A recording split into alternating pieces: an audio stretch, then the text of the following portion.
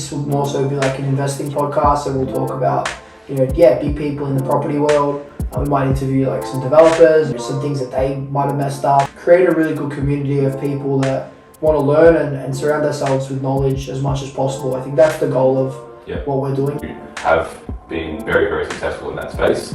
So it's good to know that you're not just talking out of your ass, excuse the French. Yeah. But you walk the talk and you do the real deal. Anything that you say has a lot of weight to it because of that. All right, we're rolling.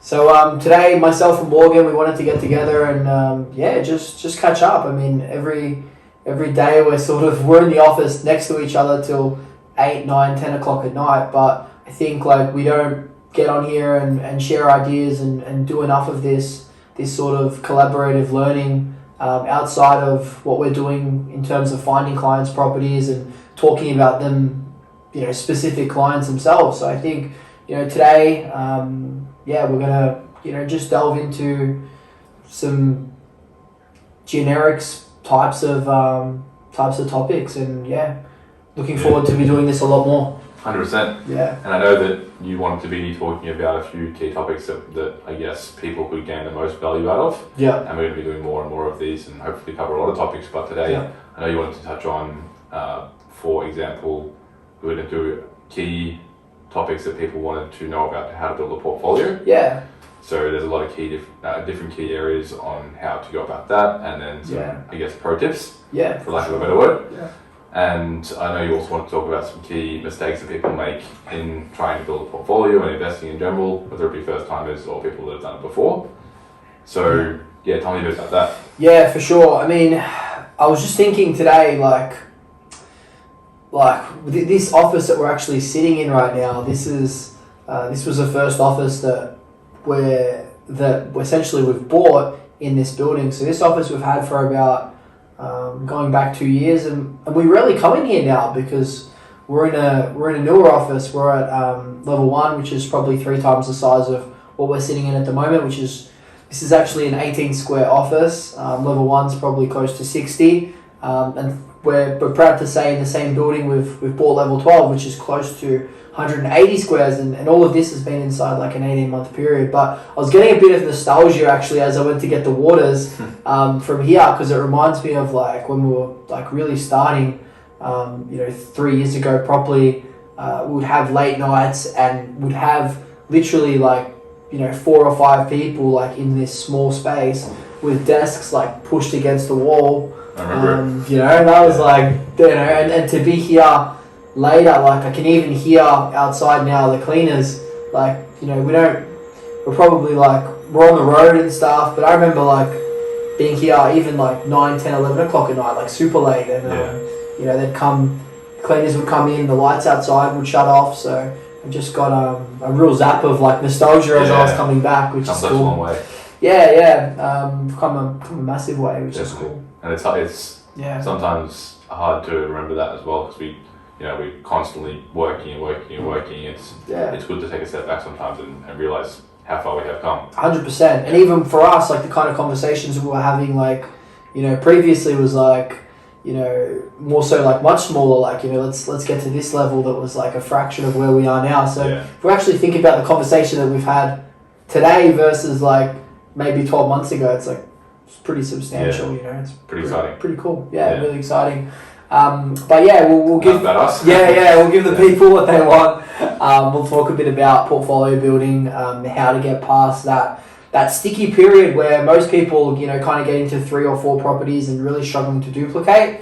I think that's a huge thing. Like that's something that we see heaps of people coming to us, and they'll have 3 or 4 properties and they're struggling to get another bank loan, and they're speaking to our brokers and they're like, how can I push forward? And unfortunately, if your portfolio is not structured in the best way, or it's not structured properly from the get-go, and you're just buying whatever, unfortunately you can get stuck super easily. So I'm sure that's probably what you found, and you've dealt with hundreds and hundreds of investors now. One of the most common problems, people that have obviously before they come to us, they don't.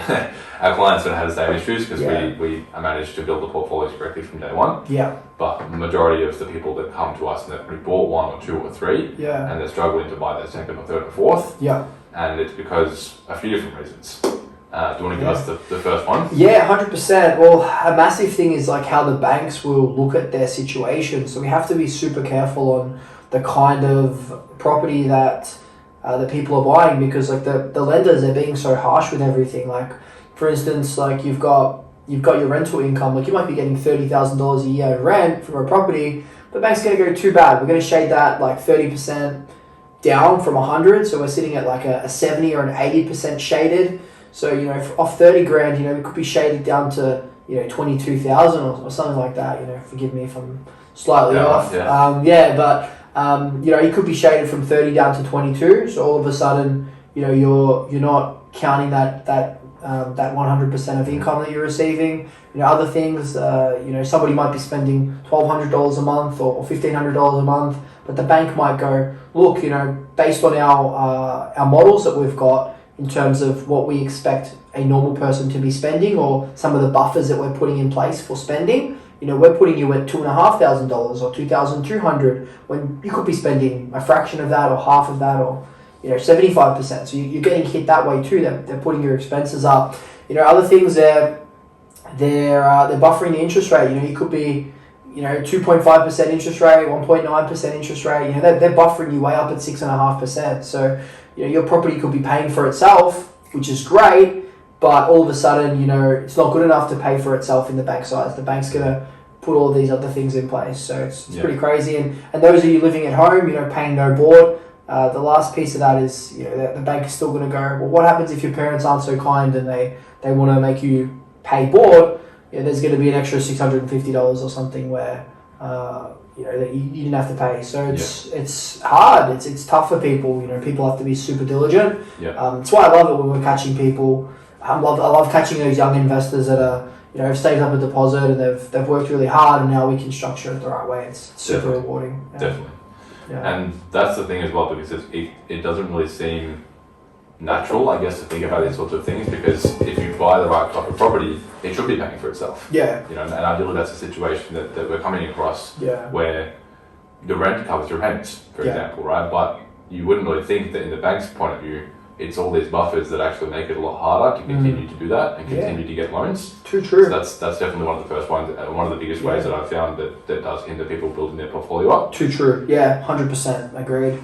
And I guess like about yourself, like obviously we've been working together a long time, but I think like a lot of people, you know, don't know that much about yourself. Like, you know, they know that you've been here a while, that you've obviously worked your way up to a high level where you're now the operations manager running, you know, virtually the whole property department. With myself now, like my role is just, you know, mainly just speaking to developers and negotiating and trying to find best deals and looking for new markets and that property side of sourcing. But, you know, yeah, super lucky to have you being able to do that and helping, you know, helping us being able to service hundreds of clients has been super good.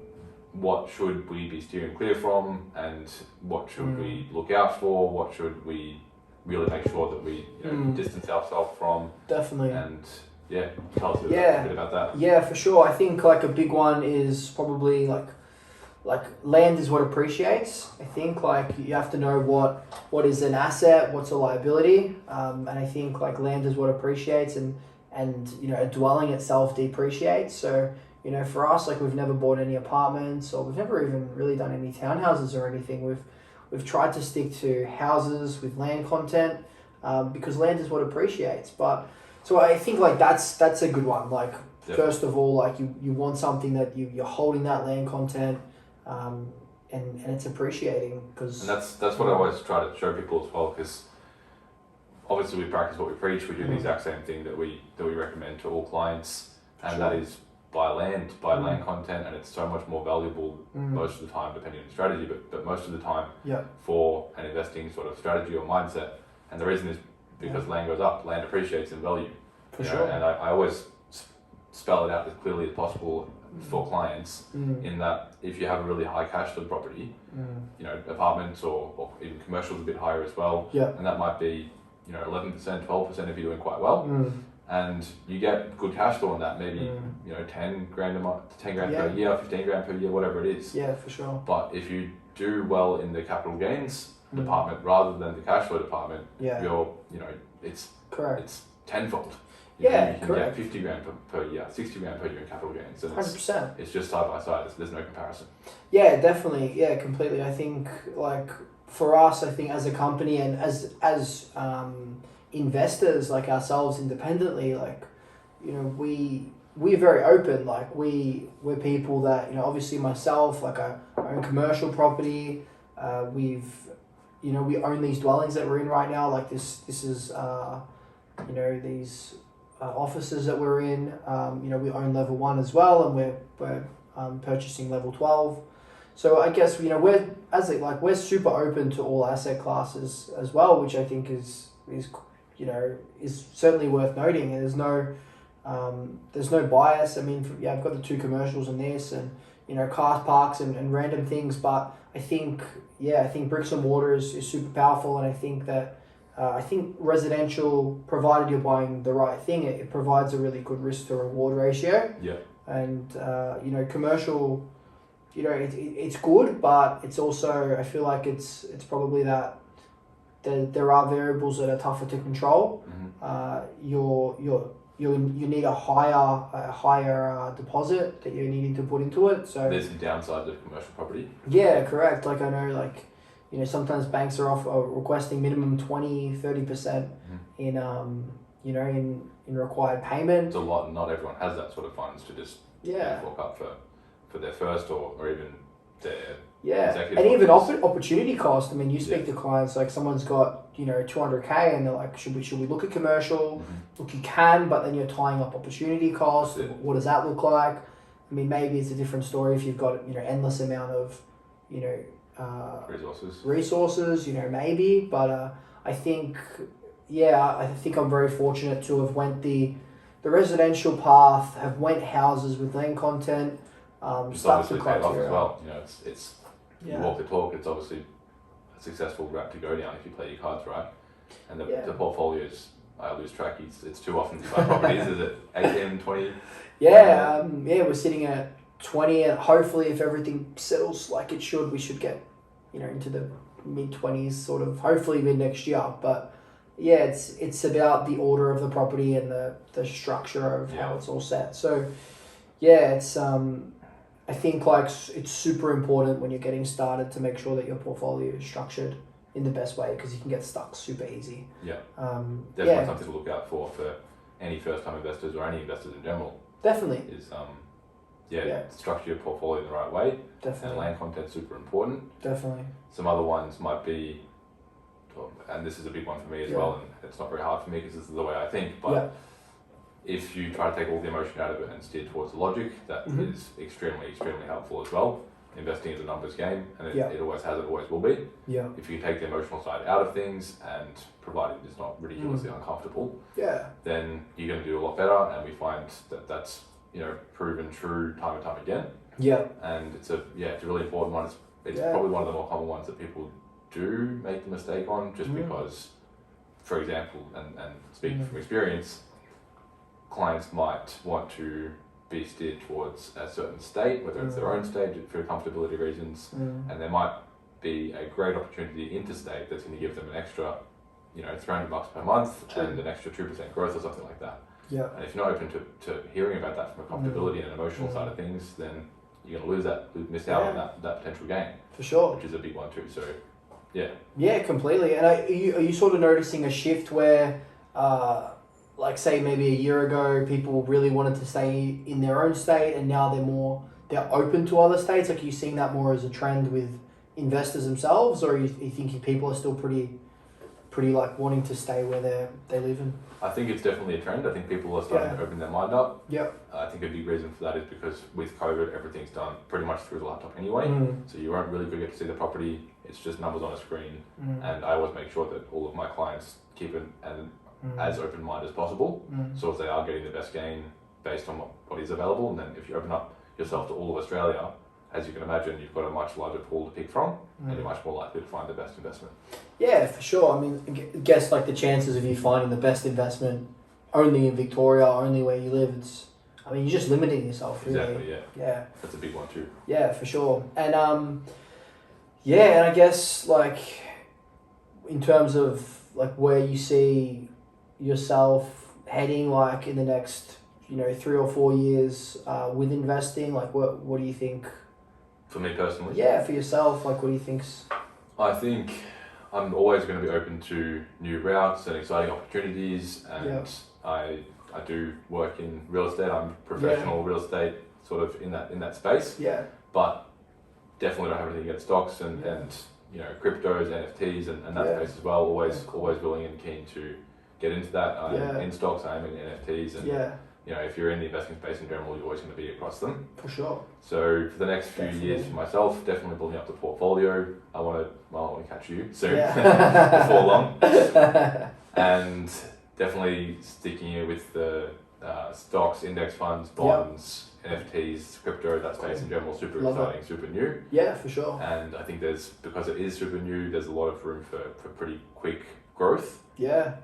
Provided you play your cards right. Definitely. But the more stable investment at the moment for me, I think it always has been, always will be, is real estate.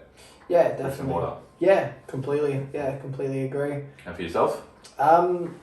Yeah, similar. Like pretty much across the board. When I invested in NFTs, I sort of, I didn't know a heap, but I just wanted to start to expose myself and learn. Like that's, I think, I think like. I had to do that with property too. Like I was so like blinded to like it wasn't even about like making heaps of money. It was about learning so that I could like genuinely know something so I could improve it for the next one and the next one. It just so happened that I followed fundamentals and I followed enough of the numbers that it turned out really well in Ballarat where I purchased. So I think similar sort of thing with NFTs. It was a similar sort of thing with crypto. That worked out because I got in early. I think NFTs are more, hypey maybe. Like it seems like things are just like there's a real hype culture. So obviously you got to be super careful. But like always learning. I think for me, I would love to have. I like the idea of for me, like I'm pretty aggressive, but like this is me, my own personal. Calculated risks, but I do, and when I say aggressive, like more aggressive, like long term, like I don't want to, like I'm happy to weather a storm where, for instance, something doesn't grow that much, but the next year it could grow 25%. Like I'm happy to sort of like super long term. Think like is sort of the definition of like, you're not just aggressive to like lose money, like you're aggressive in the sense that like you're investing in something and you're wanting to hold it for above 10 years. Everyone wants to get rich quick, that's the issue. Yeah, for sure. Agreed. So this is something that's super long term, delayed gratification, and and just kind of I just want to build more of a base of property. And I think like my end goal is my goal at the moment is that I want to get enough of a base so that I've got options. I think equity is options, and as I continue my education and sophistication in terms of my learning, then my idea is that I have so much equity built up and so much opportunity cost built up that I can go, what, I want to invest, $200,000 in this business, or I want to invest, $300,000 in this type of property that has a great cash flow because that's what's going to complement my portfolio, or whatever my individual goals are. But for me, equity is options, and I feel like that's what I'm trying to do right now. One day, if I want to develop one day, I have capital there to do so. So I think I'm trying to do it safely, securely, and aggressively. And push forward, I guess. 100%. It's always super interesting for me. I know other people as well to hear about what you have done, what mistakes you have made, what you have done well, what you're hoping to do next, because you walk the talk, you have done it, you have been very, very successful in that space. So it's good to know that you're not just talking out of your ass, excuse the French, but you're you walk the talk and you do the real deal. Anything that you say has a lot of weight to it because of that. And that also reminds me of another thing that people do that doesn't work out so well is, like you said, it needs to be specific to your individual strategy. And that's A. B, you need to know what your specific strategy is, because without that, you're just, you're shooting in the dark trying to hit the right target. It's going to be really hard. Yeah. So if you know that your strategy is, for instance, yourself, is going to be to continue to build your portfolio up with all these buffers from the bank, you need cash flow.